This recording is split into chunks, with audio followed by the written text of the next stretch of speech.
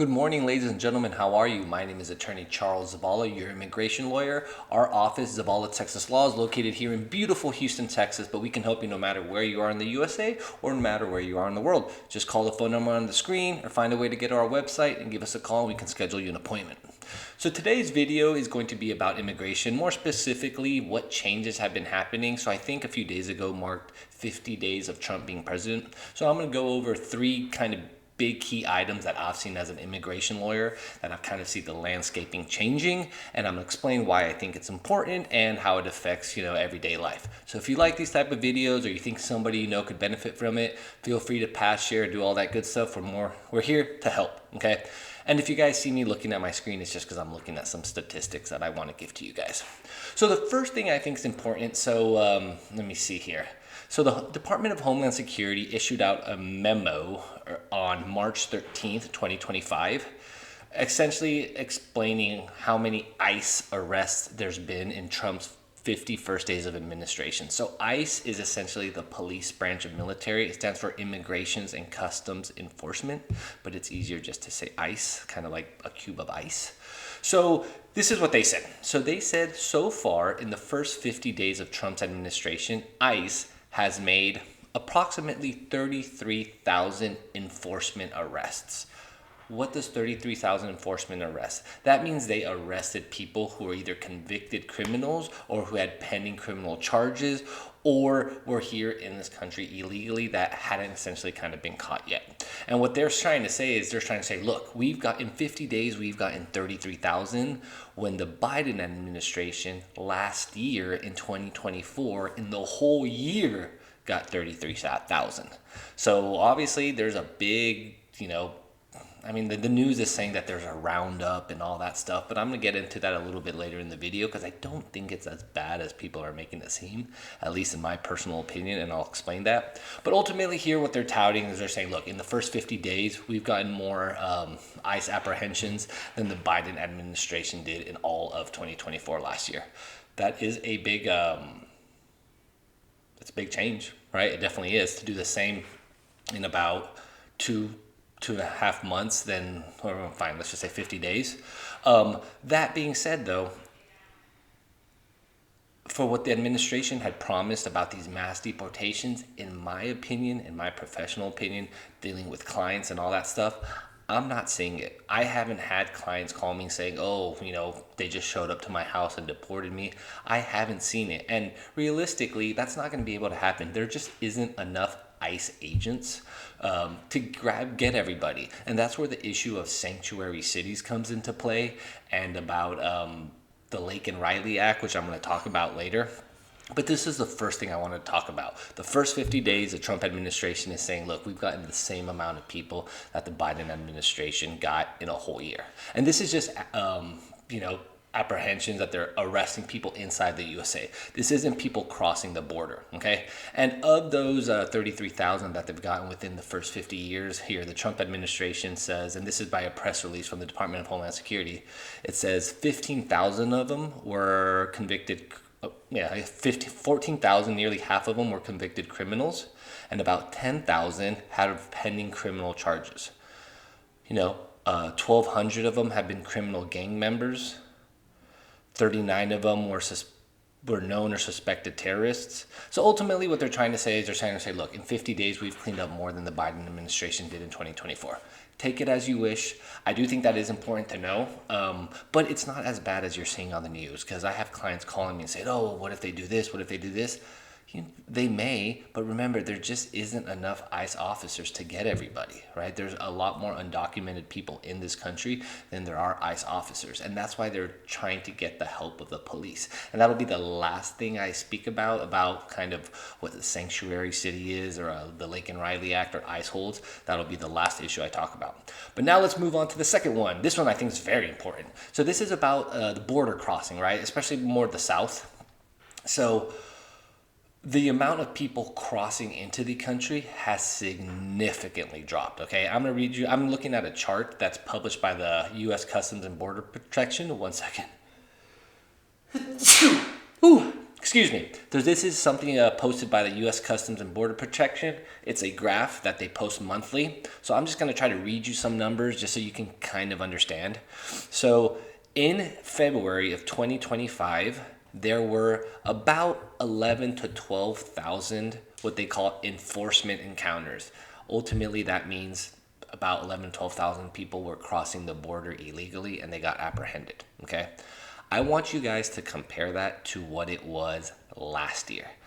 So this year was the exact number, and I haven't counted all these people. I'm going off the information that the government website tells me. Maybe it's true, maybe it's not. I would like to think it's true. So in February of 2025, there was 11,709. Okay, let's just round up 12,000 border crossings. Last year in February, there was 190,000. That is a huge difference, okay?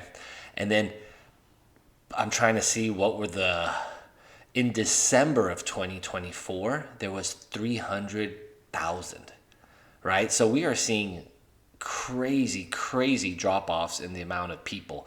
In January, I think, I guess it was still Biden during that time, there was 61,500, but last year there was 176,000.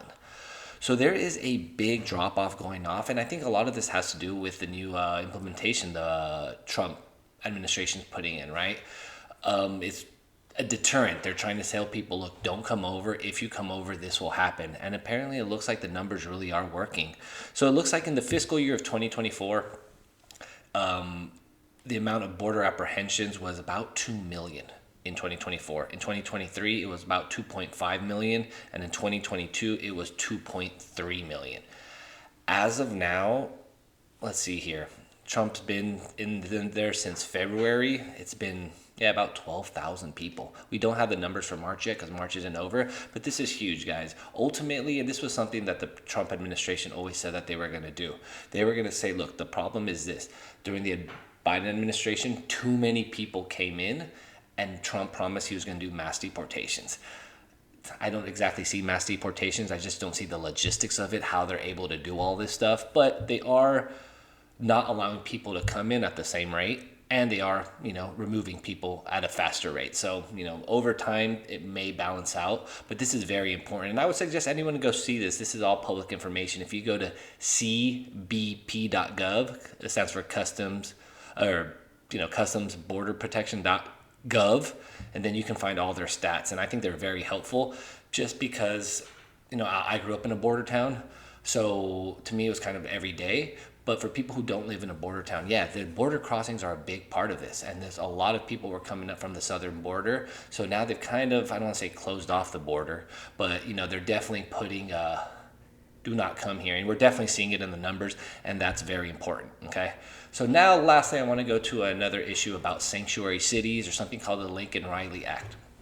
So the Trump administration has been promising they're going to do mass deportations, but the truth is this: there's not enough ICE officers, there's not enough government officials to go get everybody, right? So normally the way that happens, and we practice immigration and criminal defense because sometimes they can work hand in hand.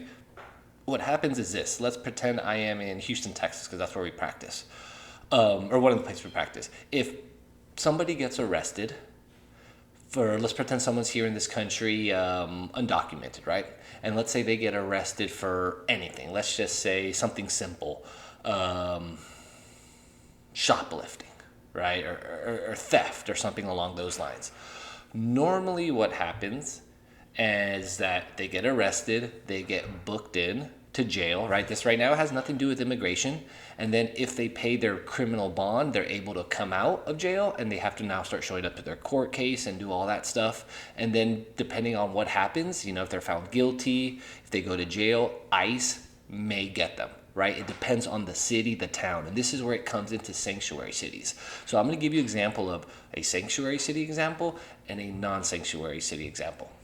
So a non-sanctuary city example would, it's kind of tough because here in Houston, we are noticing a little bit of both. But let's just give you this example here. Jerry the giraffe, right? Jerry the giraffe comes into the United States without permission. He gets arrested for, let's say, a DWI, right? He gets booked into jail. What will happen is in non-sanctuary cities, that department, that government agency, the police, is supposed to notify ICE. They're supposed to call ICE up and say, look, we have Jerry the Giraffe here. He is here undocumented. We're pending him for a DWI. And then ICE will do what's called an ICE hold. Hold like you're holding somebody. And that says, look, Houston PD or Houston jail, keep him there. Do not let him go out because he is here illegally and we need to get him put him in deportation proceedings, right? So then they would transfer him over to immigration detention and he would now be in deportation proceedings even before he's been found guilty of his DWI or anything like that. And the idea there is saying, well, it doesn't matter whether he's found guilty or not. He's in this country without permission, so we have the right to remove him. That's how it's working in non-sanctuary cities. Where the drama is coming with sanctuary cities is the opposite. So let's say somebody gets arrested for a criminal case and their case is pending. In a sanctuary city, they will be available to go out on bond, which means that the police department will not contact ICE and say, hey, we have Jerry the Giraffe here. So that person is able to come out and then go to their court, no problem. That's how it's been in a long time. And that's how some people say, well, look, if you're just because you got arrested for a crime doesn't mean that you're found guilty. You know, if you're found guilty, fine, maybe you have to deal with immigration. But if you're not found guilty, what's the problem, right? That's the kind of idea of sanctuary cities. Well, now let's fast forward. This is what happened, the Laken Riley Act. So Laken Riley, it's a very sad story. There was this nursing student, I believe, from somewhere in the South, Georgia, where she was ultimately assaulted and murdered by an individual who was in the country illegally, who had been arrested but had been released on bond, and ICE did not get him. And while he was out on bond, he committed this awful act, right?